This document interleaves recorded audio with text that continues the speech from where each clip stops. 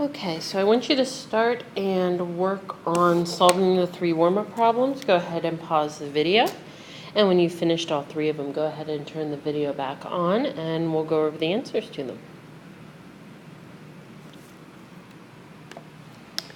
All right, so now that you have had a chance to work through the warm-up problems, we're going to go down over them. I'll go over each one step by step so that way you can make sure you're following along. The writing on here does get kind of weird at times, so bear with me. So for the first one, let's see if I can even get it to write today. So we have the 5 over 6x equaling 25. So we want to get rid of that fraction 5 over 6. To get rid of that fraction, we're going to multiply the reciprocal. So today we're going to be looking at how to write ratios and proportions. It's a really simple little lesson, kind of reviewing a lot of the things you did last year.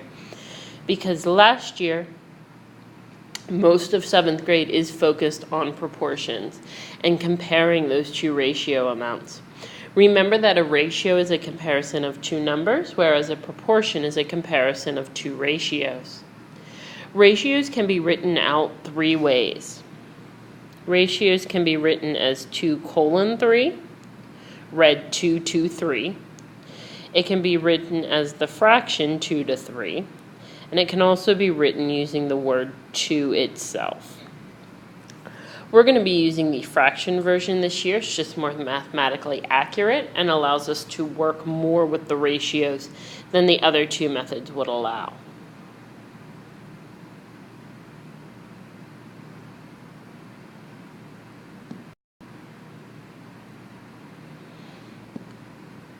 So in this first one, we're going to look at writing a ratio. And these are listed as A and B going down the sides. So we have the volleyball team playing 14 home matches and 10 away matches.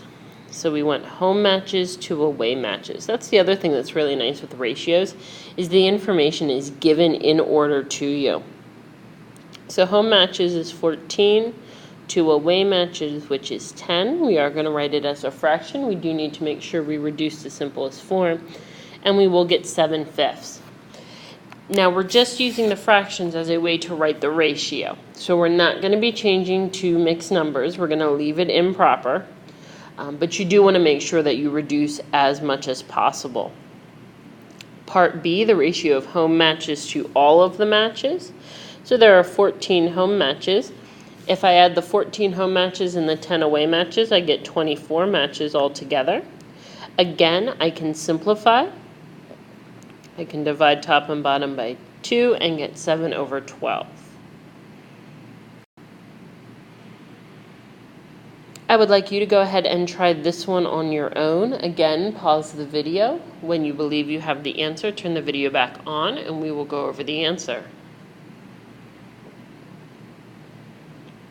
All right, looking at a ratio of 9th grade students to 10th grade students, 18 9th graders to 14 10th graders. Again, I can reduce, making my final answer 9 over 7. 9th grade students to all of the students, so that's going to be 18 over 32. Again, I'm going to go ahead and reduce. When I reduce, that will give me 9 over 16. And 9 over 16 will not reduce anymore. So now that we've looked at ratios, we're going to look at proportions. And all a proportion is 2 ratios being compared with an equal sign in the middle. What you'll notice as we look at solving proportions is that there's always going to be a variable, obviously, in the proportion. Proportions are nice because proportions are when you can cross multiply. You can cross cancel when you're multiplying fractions, but we cross multiply when we have a proportion. It does not matter which way you cross multiply. You just need to make sure you get both directions. So 11 times 30 will give us 330, equaling 6x. I want to get the x by itself, so I'm going to divide each side by 6. And I end up with x equaling 55. Number 2, again, I'm going to cross multiply. So 3h equals 12 times 17, 204. Divide each side by 3.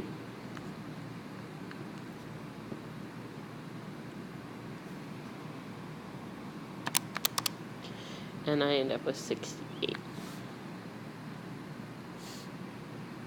Goodness, what did it just do? Apparently it doesn't want to let me zoom in.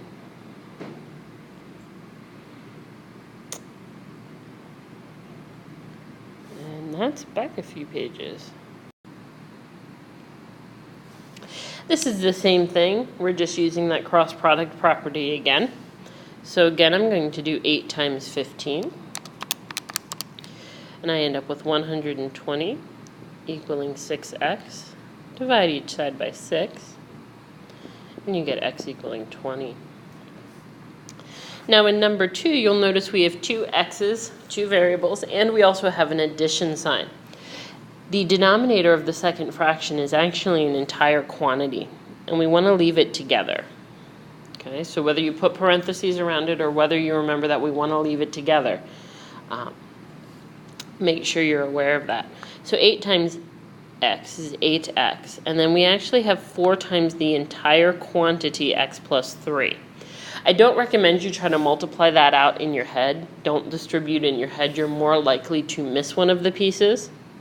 So 8x equals 4x plus 12. I'm going to add negative 4x to each side. So that's going to give me 4x equaling 12. The 4x will be positive because the 8 is larger. Divide each side by 4 and we get our answer of x equaling 3.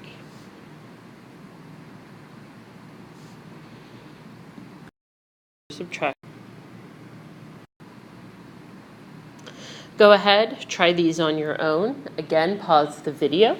Once you've had a chance to try them on your own, please turn the video back on and we will go over them.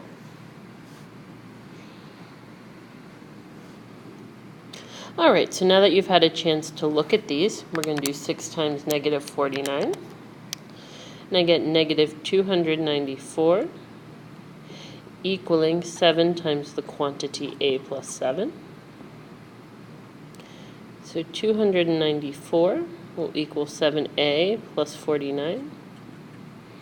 We're going to add negative 49 to each side. I'm sorry, I know my writing's horrible, especially on this thing. So negative 294 plus negative 49 is going to give me negative 343 equaling 7a. Divide each side by 7. And I end up with a equaling negative 49. Oops, 49.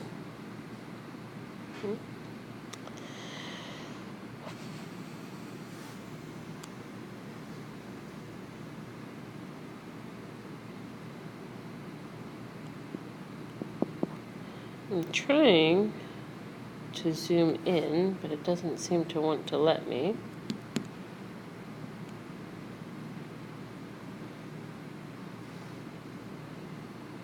Nope, nope. Ooh, there we go. Now I'm zoomed in. Okay, so I just need a little bit more room to work. So we're going to do 5n equaling 9 times the quantity n plus negative. Okay, so I'm over here trying to solve the problem again. Let's see, let's pick the pen. So plus negative 12. So 5n will equal 9n plus negative 12. I'm going to move the 9 to the other side by adding negative 9 to each side. And I end up with negative 4n equaling negative 12. Divide each side by a negative 4. 2 negatives will give me a positive 3 for my value for n. Alright, down here looking at this third problem. So again, we'll cross multiply. So we'll have 6 times w plus negative 10. So plus negative 10 And that's going to equal negative 2 times 4 plus 2w. Distribute, so 6, I'm going to switch it to x because it's just easier to write. So 6x plus negative 60 equals negative 8 plus negative 4w. Remember that we want to get all of our variables on one side and all of our constants on the other. So I'm going to move my variable from the right to the left by adding the opposite. So I'm going to add 4w, well, x, because we're switching everything to x. I'm also going to move my constant at the same time. So I'm going to add 60 to each side.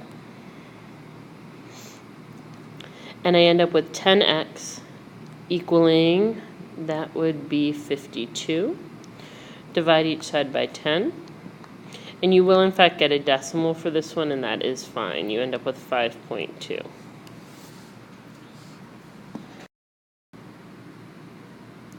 The last problem we need to look at today is a word problem and what would happen with a word problem. And the biggest thing is you want to look for those comparisons. So for instance, in this problem, we're talking about seals at the aquarium and how much food they eat each day.